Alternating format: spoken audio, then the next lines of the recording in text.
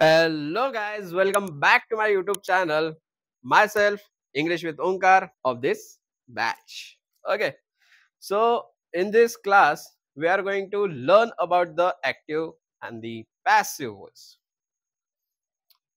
या बॅच मध्ये आपण ऍक्टिव्ह आणि पॅसिव्ह व्हॉइस बद्दल शिकणार आहोत. त्यासोबतच तुम्हाला या अशा ट्रिक्स सांगेल जे की तुम्हाला या पहिले कोणीही सांगितलेल्या नसेल आणि त्या 100% तुमच्या पेपर्स मध्ये तुम्हाला हेल्पफुल होईल. So without wasting any time, let's move toward our the voice which is the active and the passive. So चला बघूया ऍक्टिव्ह पॅसिव्ह कोण, त्यांच्याशी आपण डील करून घेऊ. जसं बाकी लोकांसोबत डील करतो ना, तसं यांच्यासोबत सुद्धा डील करा. हे काय तुमचे शत्रू नाहीये, इझी आहे. तुम्हाला इझिली मार्क देऊन जातात ते. फक्त तुम्ही त्यांच्यासोबत व्यवस्थितपणे डील करता आलं पाहिजे. चला मग शिकू त्यांच्याबद्दल. The voice. आता काही काही लोकांचं द व्हॉइस म्हटलं की पंढरी तिथंच घाबरते. माहित नाही का बरं. व्हॉइस तर हा सगळ्यात सोपी पोर्शन आहे ग्रामरचा. जर तुम्हाला त्याच्यातल्या ट्रिक्स माहिती असेल तर ठीक आहे. मग आता बघू आपण. पहिले ट्रिक्स बघण्या पहिले ऍक्टिव्ह पॅसिव्ह काय आहे ते एक्सप्लेन करू. Okay, so there are two types of the voice. दोन प्रकारचे व्हॉइस आहे. किती प्रकारचे व्हॉइस आहे? दोन. फर्स्ट आहे ऍक्टिव्ह, सेकंड आहे पॅसिव्ह. सो सगळ्यात पहिले आपण ऍक्टिव्ह आणि पॅसिव्ह हे दोघं कोण आहे आणि त्यांचा वापर कसा केला जातो ते आपण बघून घेऊ. Active voice and the passive voice. In active voice, the subject of the sentence perform the action. Active voice मध्ये कसं असते, जो सब्जेक्ट असतो ना, तो ऍक्शन आपल्याला करताना दिसतो. म्हणजेच की जी क्रिया आहे ते थेट कर्त्याकडनं घडताना दिसते. हा झाला active. Let's move our the passive. Passive voice. In a passive voice, the subject of the sentence receives the action. आता याच्यामध्ये काय होतं की जी ऍक्शन आहे ते थेट कर्त्याकडनं घडताना दिसत नाही. काय दिसत नाही? थेट कर्त्याकडनं घडताना दिसत नाही. त्यांना आपण काय म्हणतो? पॅसिव्ह व्हॉइस म्हणतो. The doer of the action is mentioned by. आणि याचा जो डोअर असतो म्हणजेच की जो सब्जेक्ट असतो तो आपण मेन्शन करतो बाय. Let's take example. जसं की आपण म्हणतो मी पत्र लिहितो. काय लिहितो? मी पत्र लिहितो. किंवा त्याचं पॅसिव्ह व्हॉइस काय होईल? पत्र माझ्याकडनं लिहिला जाते. किंवा पुन्हा एक एक्झाम्पल घेऊ. मी गेम खेळतो. खेळ खेळतो. खेळ माझ्याकडनं खेळला जाते. आहे की नाही? बात तो सही है. जसं ऍक्टिव्हचं पॅसिव्ह होते, पॅसिव्हचं ऍक्टिव्ह सुद्धा होते. म्हणजेच की they are opposite to each other. So now let's move towards our the example which will be come in within 3 seconds. Let's count it. A few moments later. So look at the board which I have written some examples for the active conversion of active to passive. And with that help of this example, we are also going to learn the tricks which no one tells you and how to use that. ह्या ज्या trick मी आज सांगणार आहोत ना, ते तुम्हाला कोणीही सांगितलेलं नसेल अशा मी ट्रिक्स तुम्हाला आज इथे सांगणार आहोत. सो लक्षपूर्वक क्लास आता करा, ज्याच्याने तुमचे जे पेपर्स आहे, पेपर्स मधला जो ऍक्टिव्ह पॅसिव्हचा जो क्वेश्चन राहील तो पुरेपूर काय होईल? सॉल्व्ह होईल. So look at the examples. First example is what I write a letter. I write a letter. First of all, whenever a questions pop in your mind, or whenever you see the question related in the voice, first of all, identify the subject and the object. First trick. What is the identify the subject and the object? Here, I is the subject and a letter is the object. सगळ्यात पहिले वाक्यातला कर्ता कर्म शोधून घ्या. जसं तुम्ही कर्ता आणि कर्म शोधून घेतलं तसंच तुमचं तिथे 70 to 80% तुमचं काम संपलं. ठीक आहे. तिथंच काय झालं तुमचं 70 to 80% काम संपलं, परंतु 100% नाही. There is one more trick which is I have written in the below. जसं हे एक्झाम्पल आहे सिम्पल प्रेझेंट टेन्सचं. कोणतं टेन्सचं आहे? Simple present tense. According to that tense you have to use the form of the be which is I have written in the below. Means simple present is simple present आहे, आम्ही जर वापरा त्यापैकी एक. According to that object. और simple past आहे, was were वापरा according to that object. और when otherwise if there is a simple future tense use only the be with shall or will. आता सिंपल म्हटलं तर झालं का? तिथं संपलं का? नाही. त्याच्या पुन्हा नंतर आहे, कंटिन्युअस आहे, परफेक्ट सुद्धा आहे. त्यांना काय वापरायचं ते सुद्धा बघून घ्या. कंटिन्युअस असेल तर काय वापरावं लागते? बीइंग. कोणासोबत? त्या वाक्यासोबत. बीचं जे रूप आलेलं असते त्याच्या सोबत. नाहीतर तुमचे किती ट्रिक वापरा, नाहीतर काही होणार नाही. बीचं रूप जरी नाही वापरलं, भले तुम्ही 80% काम केलं पण 20% काम नाही केलं तर आउटपुट भेटेल का? नाही. मग लक्ष द्या. परफेक्ट असेल तर बीन घ्या.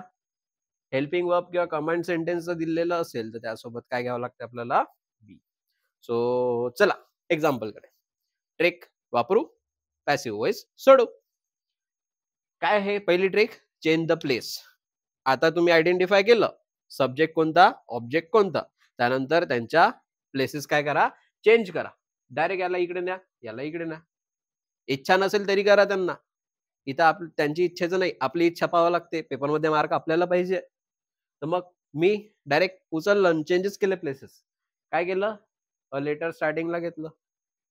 काय केलं? अ लेटर स्टार्टिंगला घेतलं. त्याच्यानंतर तुम्हाला एक दिसत असेल ब्लॅक पेनने मी एक अंडरलाईन केलेली आहे. कशाला? इज रिटर्नला. आता इज का घेतलं? कारण की हा जो ऑब्जेक्ट आहे, कर्म आहे, हा सिंग्युलर आहे आणि सिंपल प्रेझेंट टेन्स मध्ये असल्यामुळे इथं इज घेतला आणि त्यासोबत रिटर्न म्हणजेच की वर्बचा थर्ड फॉर्म, जे की मॅन्डेटरी आहे. तुम्हाला ऍक्टिव्हचं पॅसिव्ह करताना वर्बचं थर्ड फॉर्मच लिहावं लागते with the be. In another words passive means be plus V third. जर दुसऱ्या भाषेमध्ये आपण बघतो म्हटलं तर पॅसिव्ह व्हॉइस काय असते? बी प्लस वी थर्ड. आणि त्यासोबतच बीचं जे रूप मी लिहून दिलेले आहे ते अकॉर्डिंग टू आपल्याला टेन्सेस यूज करायचे आहेच. सो चला बघा एक्झाम्पल कडे लक्ष द्या. काय केलं मग? त्याचं लेटर आणि आयची काय केली? प्लेसेस चेंज केल्या. स्टार्टिंगला घेतलं लेटर, त्यानंतर काय घेतलं? Is according to that object. इथं आलं इज. त्यानंतर राईटचं थर्ड फॉर्म काय केलं? रिटर्न. काय केलं आहे? Return, which is the V third. Which is the V third. आणि त्यानंतर बाय प्रिपोजिशन घेऊन objective case of the subject. Objective case of the subject. असं तुम्ही काय करता येते? तुम्हाला ऍक्टिव्हचं पॅसिव्ह चेंज करता येते. सगळ्यात पहिले ट्रिक लक्षात ठेवा. काय ट्रिक आहे? Change the places of the subject and the object. तिथे तुमचं 80 to 70% काम संपते. आणि त्याच्यानंतर मग काय करायचं? According to that tense take the be form, take the be's form. Simple simple असेल तर लिहून दिलाय. काय घ्यायचं? कंटिन्युअस असेल तर बीइंग, परफेक्ट असेल तर बीन, हेल्पिंग वर्ब किंवा कमांड सेंटेन्स दिलं असेल तर काय घ्यायचं? Be. So let's move onward towards the second example. दुसरा एक्झाम्पल बघून घ्या. He is reading a book. आता हा आहे कंटिन्युअस टेन्स. कोणता टेन्स आहे? Continuous tense. आता कंटिन्युअस टेन्स कोणताही टेन्स आला, कोणताही म्हणता येणार नाही, फक्त 8 टेन्स मध्ये आपल्याला करता येतं. किती टेन्स मध्ये करता येते? 8 टेन्स मध्ये. या 8 टेन्स मध्ये कोण आलं त्याच्या अकॉर्डिंग टू दॅट टेन्स तुम्हाला ऍक्टिव्ह पॅसिव्ह चेंज करावं लागते. आणि ट्रिक लक्षात ठेवा. ठीक आहे. सो आता याच्यामध्ये ऑब्जेक्ट काय आहे? A book. सब्जेक्ट कोण आहे? हिज. काय आहे? ही. मग चेंज प्लेस केलं. काय घेतलं समोर? स्टार्टिंगला अ बुक घेतलं. आता इथं बीचं रूप दिलेलंच होतं आणि सुदैवाने वर्ब सुद्धा कसा आहे, सिंगुलर.